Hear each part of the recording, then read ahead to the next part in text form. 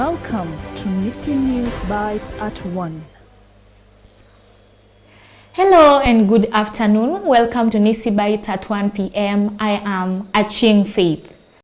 Now, looking at our news today, the Nairobi residents will soon access the iconic Uhuru Park and Central Park after close to 1 year of closure. A source at the Nairobi Metropolitan Services disclosed that the two parks, which have been undergoing major facelifts since September 2021, will be reopened this month. And according to a master plan by Nairobi Metropolitan Services, the new look of Uhuru Park will comprise of a modern garden with waterfronts. Our reporter has more.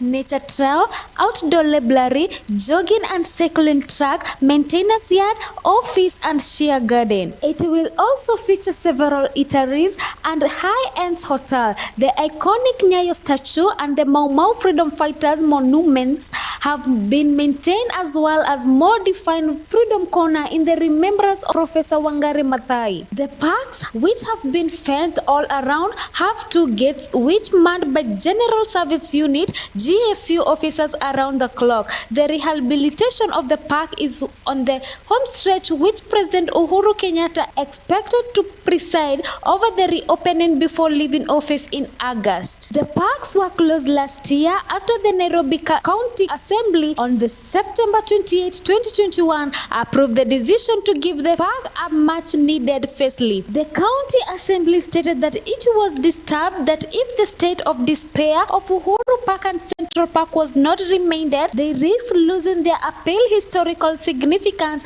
and recognition. A section of Kenyans has expressed concern that the Uhuru Park land have been leased to a private investor, but President Uhuru Kenyatta refuted those claims. The 12.9 hectare recreational park adjacent to the Nairobi Central Business District CBD was opened to the general public by Jomo Kenyatta on May 23, 1969. Reporting for Nissi News Bytes, I am Grace Mohia.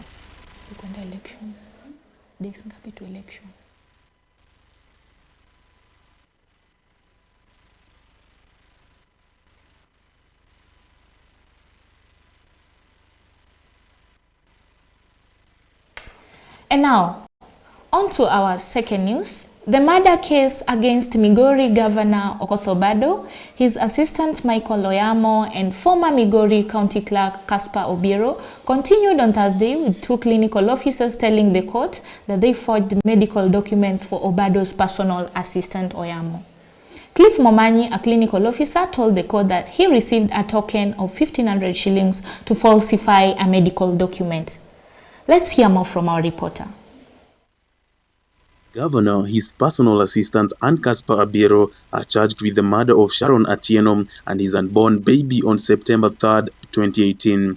Another witness, Justin Magati Moindi, told the court that he was approached by Caspar and Ayamo a day after the murder of Sharon to help in forging a medical report indicating that Ayamo needed specialized treatment at a hospital in Kisumu, where his medical insurance would cater for the bill. According to Moindi, he was told that Ayamo was attacked by unknown people while in possession of a lot of money belonging to his boss, the governor, which was stolen. The medical document was to indicate that Ayamo had been assaulted by unknown people and sustained multiple blunt injuries. The report was reportedly prepared by Cliff Momanyi, who was Moindi's classmate at the university and who works at Kisii Teaching and Referral Hospital. When asked why he requested his colleague Momanyi to prepare the documents, Moindi said that it's because Oyamo was a friend he knew and was assisting him because he told him that he was going to lose his job. The hearing continues. Reporting for Nissi News Bytes at 1, my name is Isaac Overo.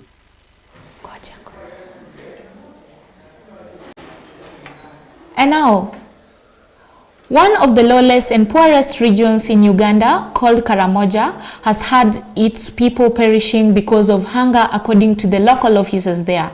More than 500,000 people are going hungry, which sums up to the 40% of the population in Karamoja. This is considered a neglected and long-suffering rural region between South Sudan and Kenya. Let's listen from our reporter.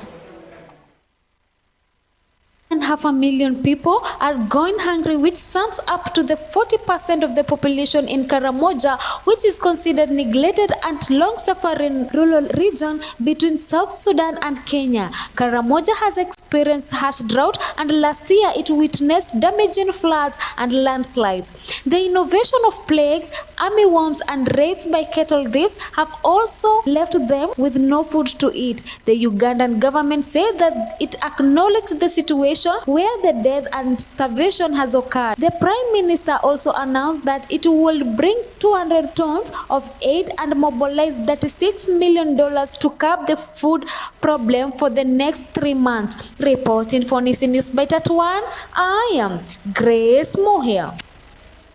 Looking at some of the international news, the U.S. President Joe Biden administration replaced an agreement entered between President Donald Trump and Kenya with the deal on a fresh strategic trade investment partnership. This is coming amid transition within a non-go-ahead if the coming administration will agree to work with it. Our reporter will give us more.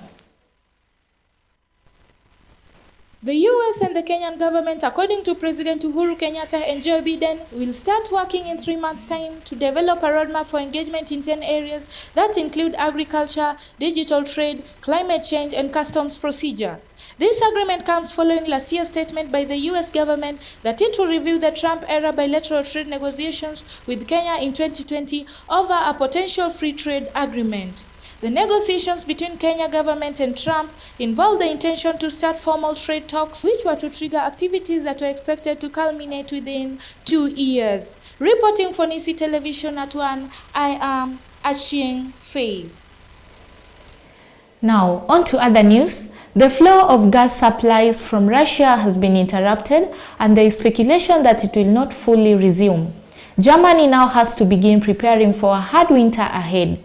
Russia's President Vladimir Putin is using Germany's energy supply as a political weapon. That is what German Economy Minister Robert Habeck and Chancellor Olaf Scholz have repeatedly emphasized.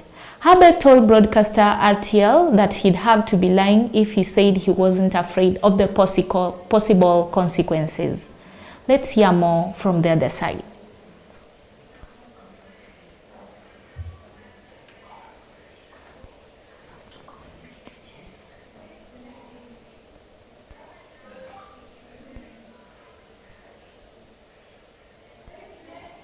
Now, looking at our sports news today, Sofapaka midfielder and a star of St. Anthony's 2018 Africa Cup of Nations champions has passed on. Wisdom Naya succumbed to cancer that led to his left leg being amputated early this year in India and passed on this morning.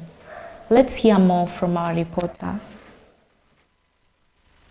Tina Odnaya had his left leg amputated in January after being diagnosed with sarcoma, a rare type of cancer, just when he had kick-started his professional football career. The teenage football prodigy inspired St. Anthony's boys Kitale to the Coca-Cola African Cup of Nations trophy in the year 2015. At the age of 16, Naya was named the tournament's most valuable player, consequently earning a professional contract with Kenya Premier League side Sofapaka. Naya's problem started after he sustained an injury during training and developed a painful swelling on his left knee. He sought medical attention at the Moi Teaching and Referral Hospital in Eldoret and went through several chemotherapy sessions with the hope of undergoing surgery after the swelling subsided. Naya's swelling did not stop, as doctors suggested that he had his left leg to be amputated. He traveled to India in December last year, went through a month-long treatment regime, returning to Kenya with his left leg amputated. His mother, Dina Cherop,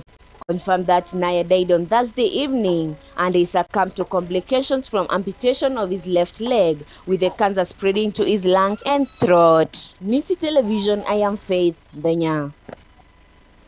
Now, that was all for our news bites at 1. The updates are with you. And thank you to everyone who tuned in with us today. Thank you so much. May God bless you where you are. I can see Pretty Carter, Gracie, Agi Gadhu, Angie Angel, Emma Juma, thank you so much. I know you're watching from Mombasa. Bernard Obande from Gong Road, Polika Bunyasi, thank you so much. And if you also have tuned in and I haven't mentioned you, thank you so much.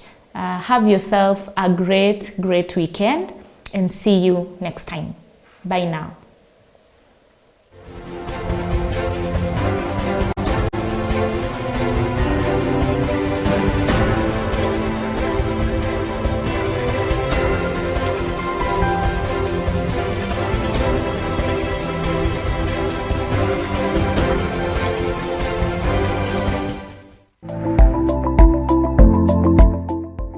Welcome to Nissi Television,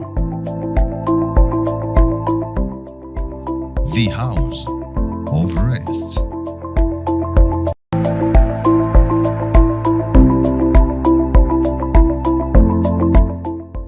Welcome to Nissi Television,